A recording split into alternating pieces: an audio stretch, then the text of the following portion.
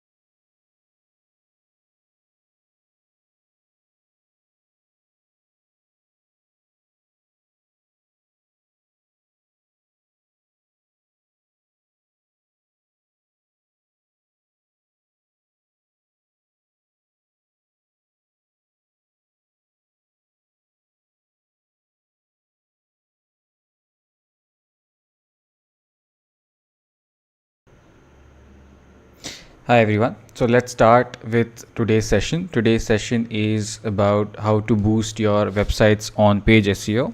And I will be also showing you what not to do, what to do in terms of boosting your SEO ranking, and discuss a few trends in today's webinar. So, let's start.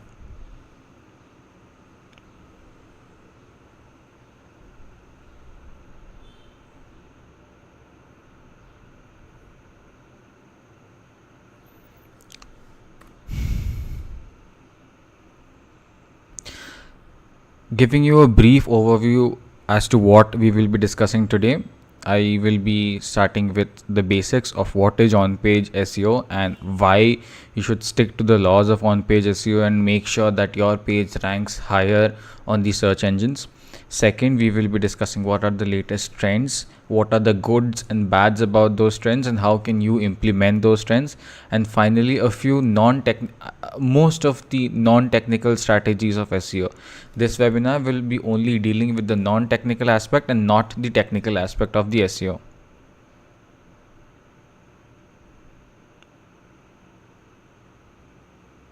Hello.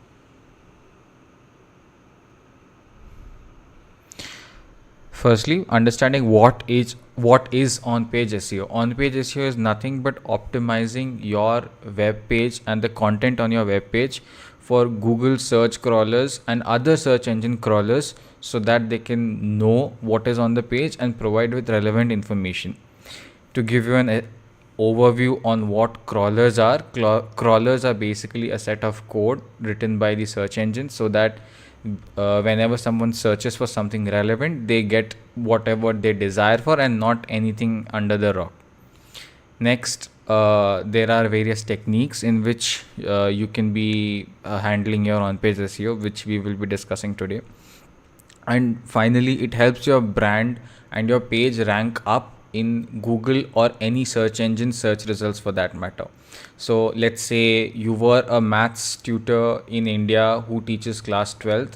So what should you be doing in terms of your website and your content and your SEO so that anyone who searches for class 12th maths gets to your website somehow. These are a major few trends which I have seen happening as of lately in 2023. Number one is using high quality image and graphics. Of course, there are advantages to using high quality images and graphics on your web page. Just 1 second, hold on.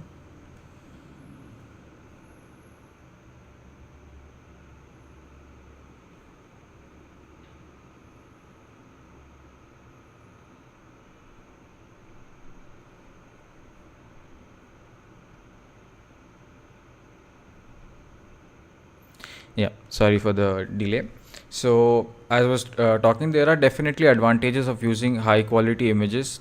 One, it looks very attractive. Second, it looks very professional. And third, images are ultimately the best form of any narration which you will be doing and creates a very lively environment around your web page. That is the very inevitable pro. But the cons which it has, it's is because these images are very high in quality, these graphics are in high quality, this risks your web page loading time getting very high because of high data which has to be loaded, and so idealistically they must be avoided. Second is showing first-hand experience. What is first-hand experience, you may ask? This is loading your web page with a good amount of testimonials. Testimonials always help your brand grow, and it helps the upcoming audience to understand what they are signing up for, what they will be getting once they are in your platform, and is an overall good indication of what you have to offer. But once again, overloading your web page with more content can risk its load time getting higher, which is a risk towards your SEO. And finally, optimizing your content for voice search through long tail keywords. What are long tail keywords, you may ask? Instead of just using keywords, if I go with the previous example wherein you are a class 12th maths teacher, instead of just using 12th class and maths teacher, I would use longer phrases. Let's say a part of a question which is very common in the curriculum, so on and so forth.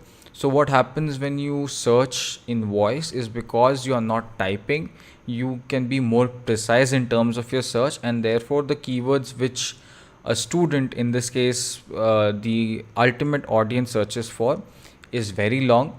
And to cater to that, I will be using long tail keywords on my web page in various aspects.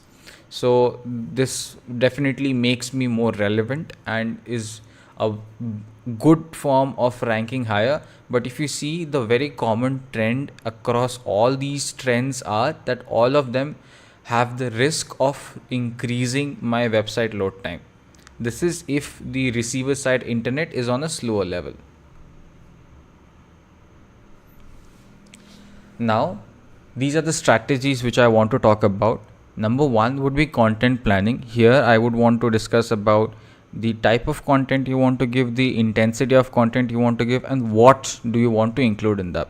Next, I will be discussing about keyword placement, as to what are keywords and how you should be using keywords in your website. Then we will be talking about website dwell time, which is also referred to as the loading time of a website. And finally, what are link exchanges and how link exchanges are beneficial. Number one, content planning. Focus on originality. Google crawlers have become very advanced of late, in which it is very susceptible to copied content or any form of plagiarism is very easily understood by Google. I am talking about Google here because this is the most common search engine when compared to other search engines like Yahoo or Bing. So we will be going with Google. So number one, try to focus on originality. The less plagiarism your content has and the more original it is, the higher the chances are for your content to rank higher. Then is updated content. It is very understood that even textbooks get updated on a very regular basis these days. So as an educator, your number one duty is to keep updating content every day or every week based on the new updates which you have. Next is use relevant alt tags for your images. What are alt tags, you may ask? In case a image is hieroglyphic or there is an internet issue in which the image cannot load to the viewer, that is the time when an alt text will be shown. So alt text is nothing but a description of what the image is. So try to use your keywords. So let's say you have an image of a book and you are a maths teacher. Instead of just writing the alt tag as a book, write it as a math book, so that your SEO ranking will increase. And finally, use catchy titles and subtitles on your website. Your idea should be to include as many headings as you can, give a good amount of separation between headings and content and make it very legible, and use your keywords in your headings, in your content. But again, be careful. There is something called as keyword stuffing, in which if you stuff a lot of keywords, then Google identifies this as a negative practice for SEO and might rank your website down. Coming up on keyword placement. Use alt tags for images. As I said, use alt text in which try to use your keywords. Then also use catchy titles and subtitles for your websites. The more relevant it is, the more catchy it is, the better it will be for Google SEO to rank your website. And then finally, use meta description and title tags. What are meta description and title tags, you may ask? So if a student or a learner in this situation searches for a very specific question which he may have found in his textbook, or a very specific theory which he may have found, or any rules which he may have found, so use those as your title tags. These are essentially these are the links on which you click. The ones which are written in blue, those are title tags, and the thing which is under those links are your meta descriptions. So try to keep meta descriptions in lieu with what is on your website and with what you are offering, so that it is relevant to your website, and it is also a good marker for your SEO ranking. Then avoid keyword stuffing. If you are using keywords in your alt text, in your meta descriptions, in your title tags, and in your headings, that is good enough. Try not to use your keywords too much in the content of your website, or else this is counted as a negative practice for SEO and this will rank down your website. And finally, use descriptive keyword rich URL.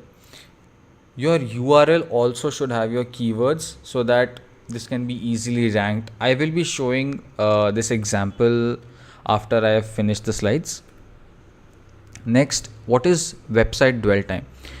Website dwell time is nothing but how much time your website takes. So this is keeping one fact constant, that is the receiver end internet might be a little weak, and therefore higher grade content might take larger time for the website to load on their page, and therefore this will completely kill down the interest of your learner, and two, because of higher load times, Google will rank your website as Google will take it as negative ranking for SEO.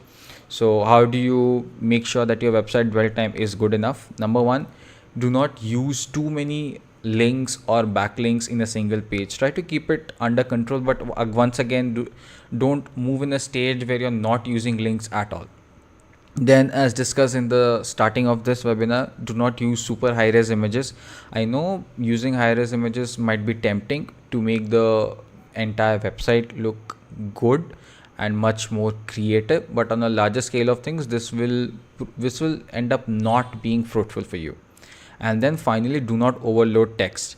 Website is a look. Your website is ultimately a look of what your course has to offer, and your course pages are your main content. So try to keep it less text heavy so that your load times are less and you are able to rank good in SEO. Now a little bit about link exchange. Using hyperlinks on your website is a very crucial part of SEO. This helps the user to stay in your domain for longer times. So how do you do that? Use a good number of hyperlinks. These hyperlinks can be to other pages in your website, or to your social media, or to a downloadable. Downloadables are a very good form of links which helps the user stay in your website, increase the time they are in your website, and this ultimately helps your SEO. Then also use relevant backlinks. What are backlinks, you might ask? So backlinks, or simply link exchange for this matter, is where you or any of your other related content creators exchange links for a specific thing. Let's say two maths teachers exchange links in which it's a maths teacher A uses the link of maths teacher B, and maths teacher B uses the link of maths teacher A. This helps both of them grow together. This helps in better ranking, and this also helps your website look much more creator friendly. And as I said, the more time someone spends on your website, the better it is for your SEO ranking. I will be showing you a little examples of what good and bad websites are, and after this I will be taking in the questions.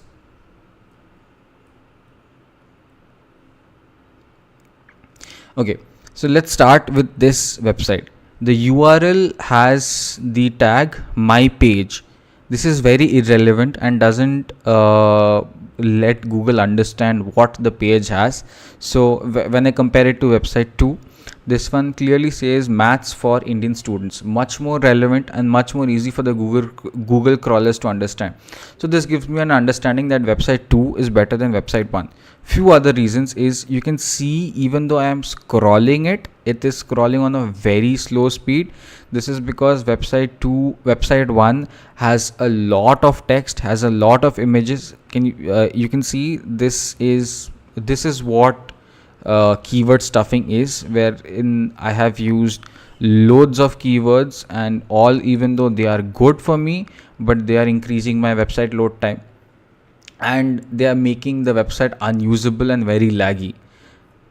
When I go to website 2, I have a good amount of links here, links to my social media channels, even though this will not make me stay on my website. But then I have other links to my trigonometry tricks, to my calculus craze, algebra adventure.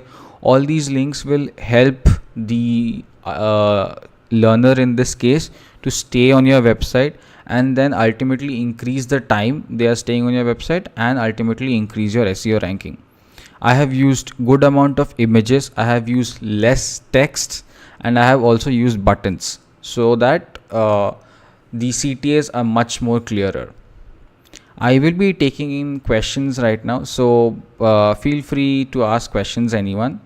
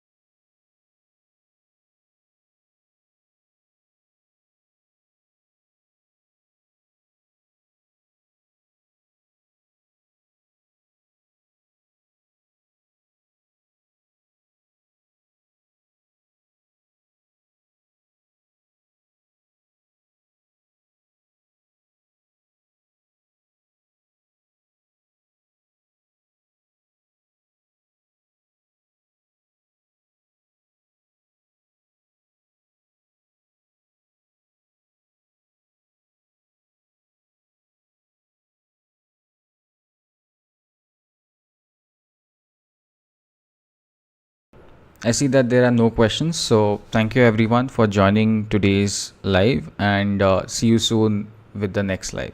Thank you.